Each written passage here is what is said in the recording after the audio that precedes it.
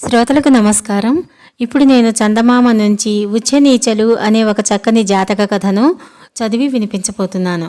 ఇంకా కథలోకి వెళ్దాం. బ్రహ్మదత్తుడు కాశీరాజ్యాన్ని పరిపాలించే కాలంలో బోధిసత్వుడు ఒక సింహంగా జన్మించాడు. ఆ సింహం ఒక కొండ గుహలో తన భార్యతో కూడా నివసిస్తూ ఉండేది. ఒకనాడా సింహం ఆకలిగొని ఉన్నదై కొండ మీద నుంచి కిందకి చూసింది. కొండ కింద ఒక కొలను పక్క గల పచ్చిక మైదానంలో దానికి కొన్ని కుందేళ్లు, జింకలు ఆడుకుంటూ గెంతుతూ కనిపించాయి. వెంటనే సింహం ఒక రంకె పెట్టి కొండ దిగి వాటి వైపు ఉరికింది. కానీ అలా పోతూ అది కొలను పక్కన ఉండే ఊబిలో పడిపోయింది. ఈలోగా సింహాన్ని చూసి కుందేళ్లు, జింకలు పారిపోయాయి. ఊబి నుంచి బయటపడటానికి ప్రయత్నించిన కొద్దీ సింహం మరింత లోపలికి దిగపడసాగింది.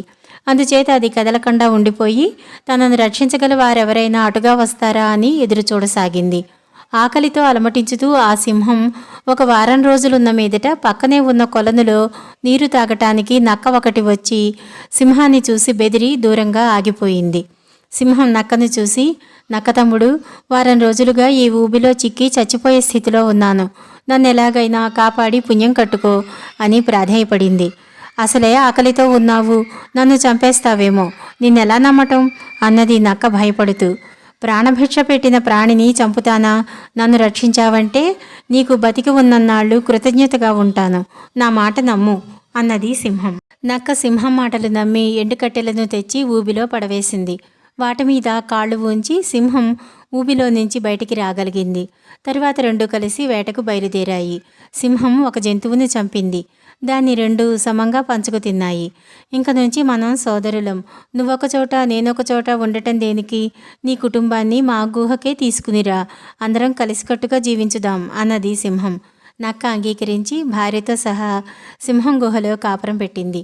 సింహం వెంట తాను కూడా కాపురం చేయటం గొప్పగా ఉంటుందని నక్క ఈ ఏర్పాటుకు ఒప్పుకున్నదే కానీ తన జాతి వారికి దూరమైపోవటంలో గల నష్టకష్టాలు తెలియక కాదు. సింహం కూడా నక్క చేసిన త్యాగాన్ని అర్థం చేసుకుని ప్రతి స్వల్ప విషయంలోనూ తన మిత్రుణ్ణి తనతో సమంగా చూసుకుంటూ నక్క మనసుకు ఏమాత్రం బాధ కలగకుండా ప్రవర్తిస్తూ రోజులు గడపసాగింది. సింహం నక్కను ఎంత ప్రేమతో చూసినా సింహం భార్య నక్క భార్యను తక్కువగానే చూసేది. అయితే నక్క భార్య తన జాతి తక్కువను ఆమోదించినది కావటం చేత రెండు కుటుంబాల మధ్య ఎట్టి పేచీలు రాలేదు.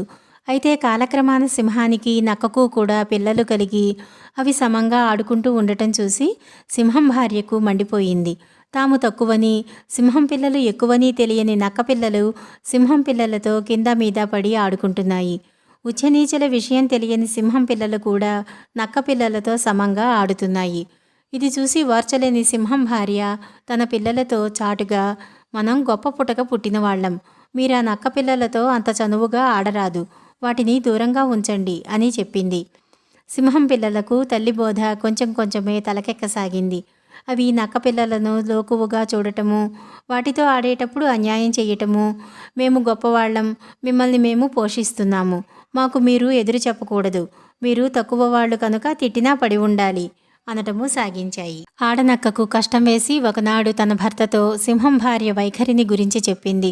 సింహంతో మర్నాడు వేటకు వెళ్ళేటప్పుడు నక్క, మీది రాచజాతి, మేము సామాన్యులం, అందుచేత మనం కలిసి ఉండటం అంత మంచిది కాదు, మేము వెళ్ళి మా వాళ్ల మధ్యన బతుకుతాం అన్నది. ఆకస్మికంగా తన మిత్రుడిలో కలిగిన ఈ మార్పుకు ఆశ్చర్యపడి సింహం కారణమడిగింది. నక్క జరిగినదంతా చెప్పింది. గుహకు తిరిగి రాగానే సింహం తన భార్యతో, నువ్వు నక్క పిల్లల్ని చూసి అసహ్యపడ్డావట కదా అని అడిగింది. అవును, ఆ తక్కువ జాతి పిల్లలు మన పిల్లలతో సరిసమానంగా ఆడుకోవటం నాకేమీ బాగాలేదు. మీకు ఆ నక్క ఏమి మందు పెట్టి మంచి చేసుకుందో నాకు తెలీదు. నా పిల్లలు పాడు కావటం మాత్రం నేను ఒప్పను అన్నది సింహం భార్య. అదా సంగతి, నక్క నాకేం మందు పెట్టిందో చెబుతాను విను. నేను ఒకసారి వారం రోజులు ఇంటికి రాలేదు, జ్ఞాపకం ఉన్నదా?